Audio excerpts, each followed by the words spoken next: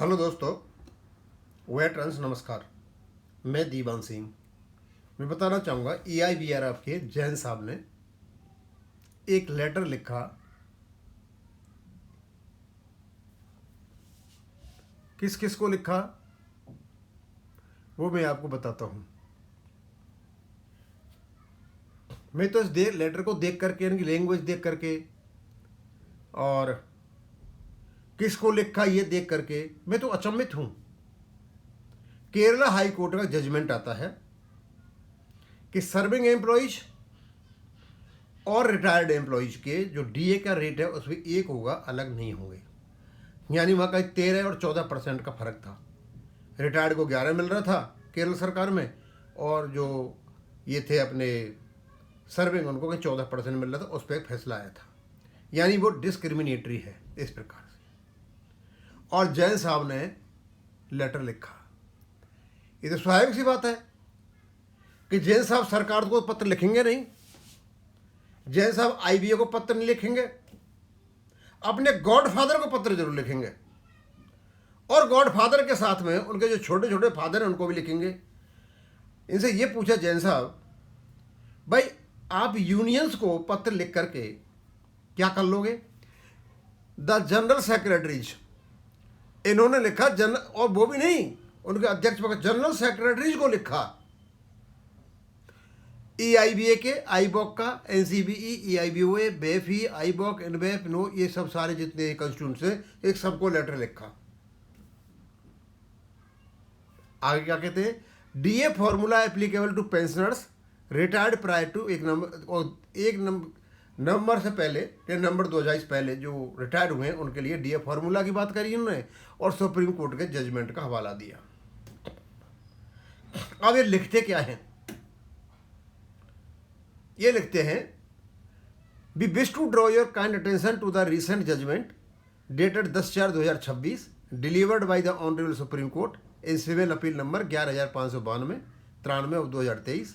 The honourable court has unequivocally held that any discrimination in the formulation of dearness allowance for serving employees and dearness relief for pension implemented in law as both categories are equally impacted by inflation। दोनों को inflation होता है, इसलिए सबको बराबर का DA मिलना चाहिए। ये वहाँ कोर्ट ने इनका जजमेंट दे दिया। अब ये क्या मांगते हैं? In the light of the above landmark judgment, it is evident that paragraph 13, 34 and 35 of the 12th bipartite settlement dated 8/3/2024, which prescribe differential DA or DR formula for employees and pensioners with effect from 1/11/2022 and are not aligned with the principles laid down by the Honorable Supreme Court. These provisions are discriminatory in nature and barring। इनको ये पूछे भैया कि 2022 के बाद जो rate मिल रही है और 2022 से पहले जो रेट मिल रही है, रेट का पता है क्या आपको? 2022 से पहले जो DA की रेट है, परसेंटेज देखा है कि आपने? 100, 200% तक है, और बाद में ये 25, 30% पर जा रहा है। भैया कैसे रिकंसाइल करोगे रेट को? आप कैसे करोगे हमें बताइए? रेट किससे रेट निकालोगे? रेट तो परसेंटेज से निकलेगा, इतने परसेंट, इतने परसेंट, इतने परसेंट। जैन साहब नहीं आती है चीज़ों को मत लिखो। आप लोगों ने जितना उलझाया उतना आप सीधे लिखो ना, कि सबसे पहले बेसिक पे को ठीक करो। इनको बेसिक पे ठीक करनी पड़ेगी, उनको अपडेट करना पड़ेगा बेसिक पे को, नेशनल लेवल के पैटर्न पर लाकर करना पड़ेगा, तब होगा। नेशनल लेवल के पैटर्न पे यदि DA को लाया जाता है तो इनको हमारी बेसिक पे अपडेट करनी पड़ेगी, और बेसिक पे अपडेट ना हो इसकी वजह से प्रॉब्लम खड़ी हो रही है। DA तो आपको एक ही मिलेगा, अलग अलग नहीं मिलना है। ये कहाँ केरल कोर्ट ने कि भाई तुमको DA की परसेंटेज ज़्यादा मिल रही है, बेसिक पे आप ही कम, अलग बात है। बुद्ध की बात ही नहीं कर रहे हो आप, और उनको कम, तो आप कम DR लेना चाहते हो क्या? आप वर्तमान में जो DR उतना लेना चाहते हो? आप DR मतलब आपने नुकसान उठाना चाहते हो?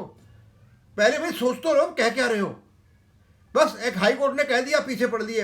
आप पहले बोलो ना, पहले हमारे DA को नेशनल पैटर्न पे लाओ, और ला करके हमारी जो बेसिक पेंशन उसको अपडेट करो। अपडेट करने के बाद DA को उतना ही करो जितना कि सर्विंग को मिल रहा है। ऐसे होगा हमारा DA। उनकी पेंशन अपडेट होती है स्टेट कर्मचारियों की, सेंट्रल कर्मचारियों की। आप उनकी होड़ कैसे कर लोगे? क्या आपको पता नहीं है कि किस कारण से हो रहा है, कि ये किस कारण से नहीं दे रहे हैं? आगे कहते हैं be there for request that the improved DA/DR formula made applicable to employees and pensioners retiring on or after 11/22 be extended। ये लो, इनकी बुद्धि देखिए। 30/11/2022 के बाद जो लोगों को DA/DR मिल रहा है, DA मिल रहा है, वो DR के रूप में उनसे पहले वालों को दिया जाए without updation of the pension. हो सकता है कि भाई जैन साहब, हो सकता है कि ये सारा का सारा मतलब बुद्धि घर के समाप्त कर दिया बिल्कुल ही। अरे आपको खूब पता है भैया, आपको उसके बराबर लाएंगे तो आपकी बेसिक पे अपडेट करनी पड़ेगी। और थोड़ी सी रुक जाओ जैन साहब, 22 तारीख को सुनवाई है, सब कुछ खत्म हो जाना ऐसा लग रहा है मेरे को। एक बार बैंक पेंशन अपडेशन हुआ, इनसे कहने की जरूरत नहीं है, ये ऑटोमेटिक हो जाएगा। आपका सारा बेसिक पे भी अपडेट हो जाएगा, आपका डीए भी अपडेट हो जाएगा, सब कुछ मिल जाएगा।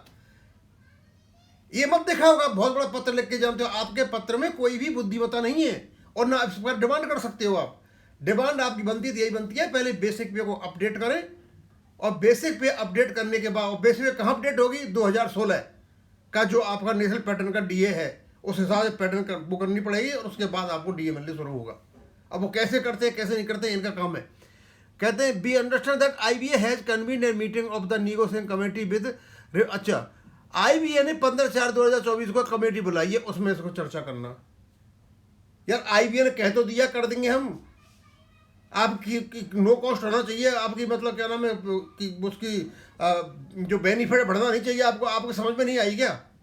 आगे फिर removal discount DR across different groups of pensioners, implementation of uniform DR for all pension in line with the honourable supreme court.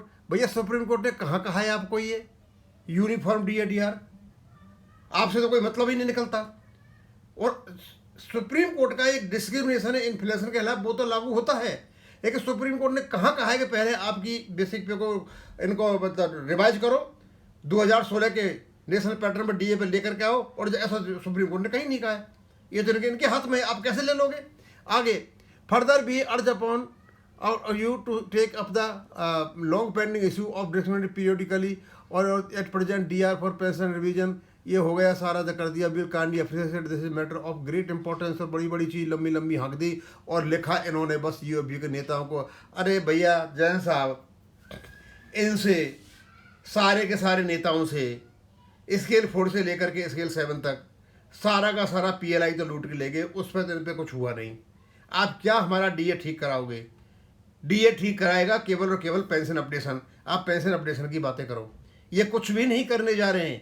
ये करने से जो आप बात कर रहे हो, उससे पहले आपकी बेसिक पे को अपडेट करना पड़ेगा और जो नेशनल लेवल का पैटर्न है 2016 को लाना पड़ेगा, उसके बाद आपका DA बराबर होगा। अदरवाइज आपकी DA की रेट बराबर नहीं हो सकती है। आपकी बेसिक पे कम है और 2022 से वालों के बेसिक पे ज़्यादा है, तो सीधी सी बात है, जब आप बेसिक पे को उस लेवल पे लाओगे तब वो DA से बराबर होगा कि आपको पेंशन में कमी बीसी नहीं हो, तब होगा। इसलिए ऐसे ऐसे आदमी हैं, कुछ भी लिखते हैं ना, इसे बात करते हो। मेरे समझ में ये नहीं आता UAP क्या कर लेगा इसमें? अरे UAP किया क्या आज तक आपके लिए भाई? आप ये भूल जाइए कि एक्सरेसिया को UAP ने दिलाया है।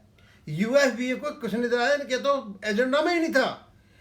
एक्सरेसिया केवल और केवल भारतीय मजदूर संघ के आर्य साहब ने की पहल पर ये मंजूर हुआ है। इनको पता चल गया था, भारत सरकार ने मंजूर कर दिया, उसके बाद इन लोगों ने अपने उसमें इंक्लूड किया है ये और फैमिली पेंशन और आपका जो DR जो केस हार गए थे उसका DA का एक वो, ये तीनों केस ये आर्या जी के कराए हुए हैं। इन लोगों को बेवकूफ़ मत बनाइए, इतना ही रहने दीजिए। अब मैं यहीं ख़त्म करूँगा। थैंक यू, धन्यवाद।